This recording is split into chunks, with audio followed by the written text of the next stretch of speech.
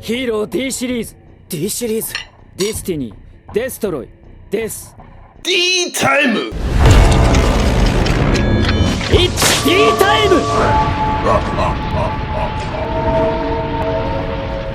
Hey man, listen, these little cute Purrely things that's been going around, I don't know if you guys have been seeing, but these guys are a problem. I need to show you guys firsthand. Michael Bowden here, back again, and I am your host, Destiny Hero Mike, and welcome back to D Time.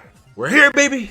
It's always D time, and in more ways than one. And as always, I always start this video. Big thank you to you guys for tuning in. I'm doing the best I can to keep this up weekly. Before we hop into it, over at my site, DTimeExclusives.com, we're selling all play mats for $29.99 for 2 days. So today, tomorrow, sales in. The sales in after that. So everything must go.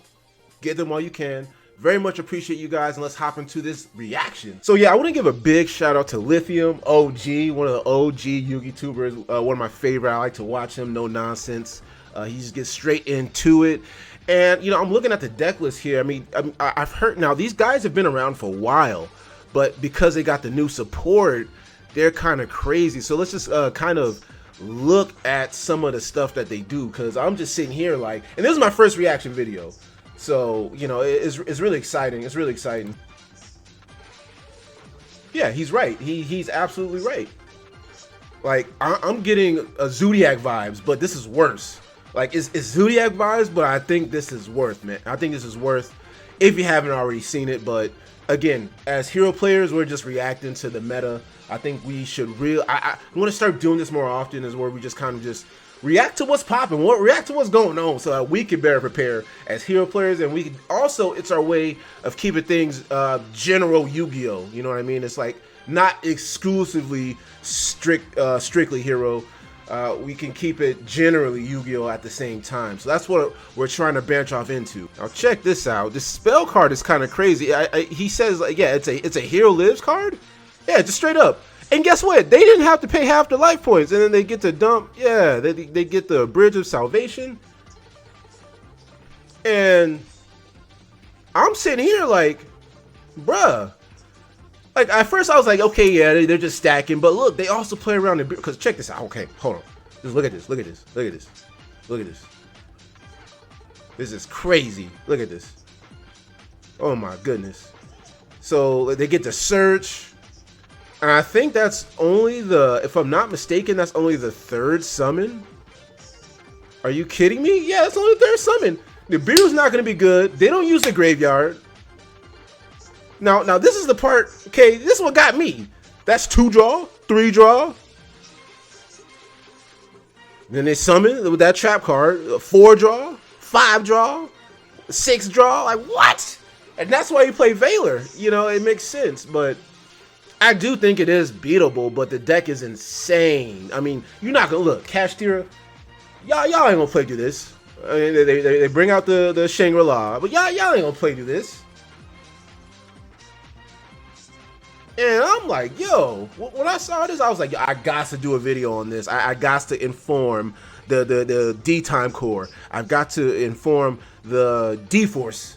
That's yeah. I gotta inform the D Time watchers what's going on out here. I've heard whispers about this deck, but this is crazy. And just like, yeah, resource monsters. Hold on.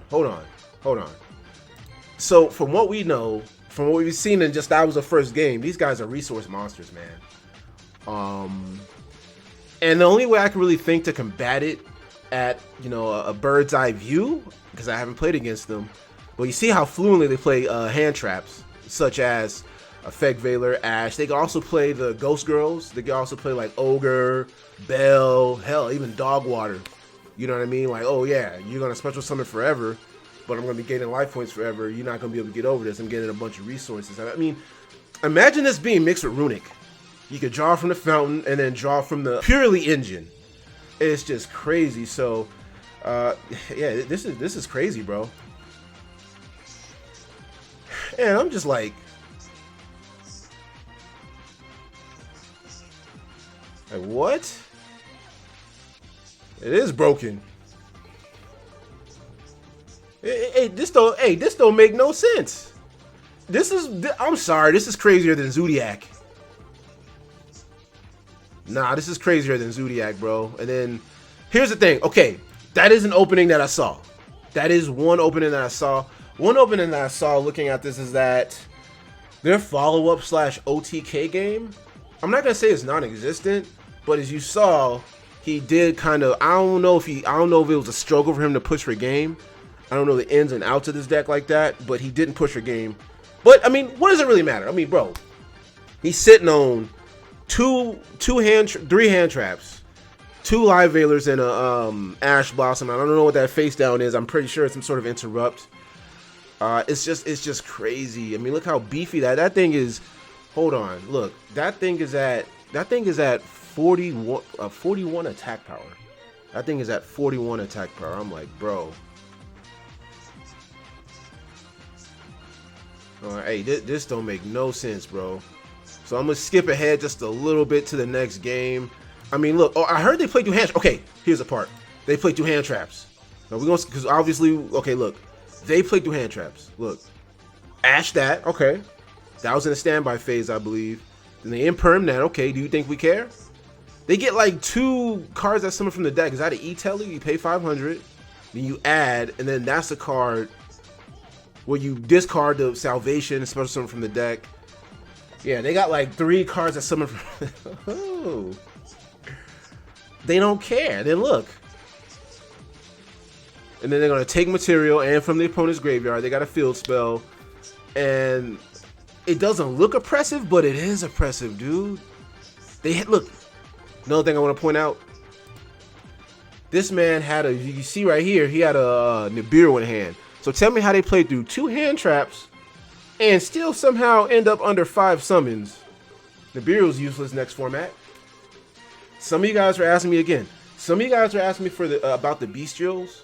Some of you guys are asking me about the Bestials, and they're useless. I mean, they don't even care much about the graveyard. So, but again, it's hype because they are going first. I do kind of want to see what it looks like if they go second. I want to see what kind of board that looks like if they go second. That is what I'm curious about. But, you know, obviously they're not going to win here. They have an interrupt. They have a bunch of interrupts. I mean, yeah, that's just going to be pretty much it. I mean, it's just pretty much obvious, right? They draw a bunch of cards. I want to see if they push for game here. That's what I want to do. I want to see if they easily push for game. Let's see here. Let me see. Let me go back just a little bit. Hold up. It looks like they can push for game, I think. No, they just scoop. And then their Sword Soul, again, they're going first. So I don't know how crazy they are going second. I would imagine they could get Ret going second. So, but yeah, it's real crazy. And then, yeah, then they, you know, imperm. And then they go off into Link Karibo anyway. We don't care. Wait a minute. Wait a minute. That's the Link Karibo. That's a problem, guys. They have a Link 1. Do you know what that means? We can't just say Dark Angel and wipe our hands on it. We have to summon Plasma. I think Plasma's the way to go in this matchup. And I also think because of this deck, Nibiru is not going to be strong in the format, so we're able to turn 1 Plasma, shut down the whole deck. But it's preferable if we use something like a D-Force to stop them from imperming us. But as you guys see, they have the Link 1. So it's either Rivalry, Dark Angel Rivalry, or Plasma. Because if we just freely give them these guys are level 1, man. Yeah, they're level 1. They could.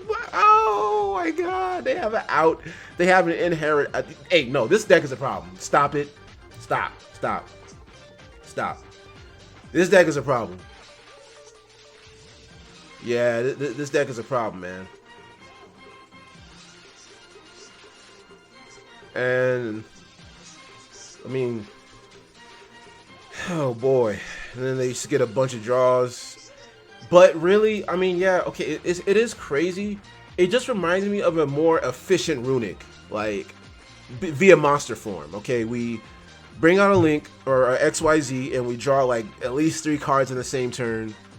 It reminds me of Runic, but without the Runic steps. It feels like a more efficient version of Runic, and they don't require a whole lot, and they have more consistency even than Runic, I think. Because we've seen Runic brick.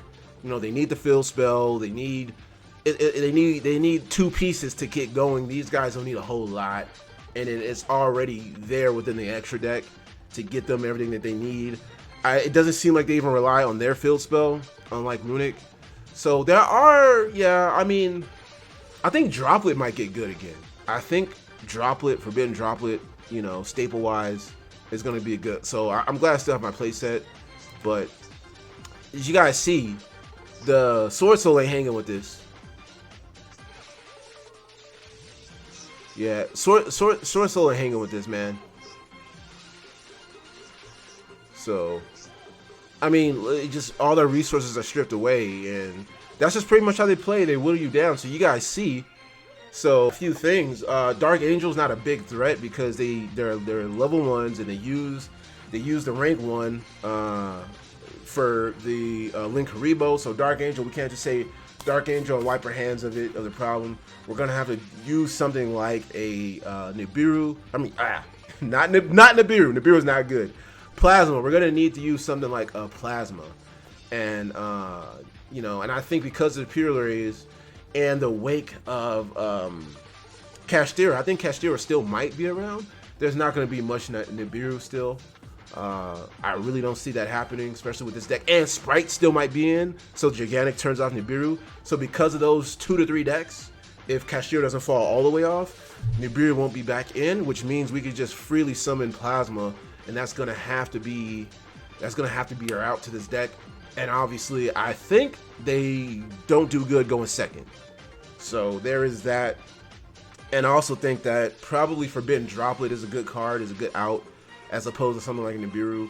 That way, like, you just stop them from drawing all those cards in the standby phase very easily. So, yeah, but these guys are a problem, and they're very interesting. They are crazy, a lot of hype around it. We're going to see how it does. We know that in OCG, they're pretty crazy in OCG, so we heard. So we can expect them to be definitely a real deck here.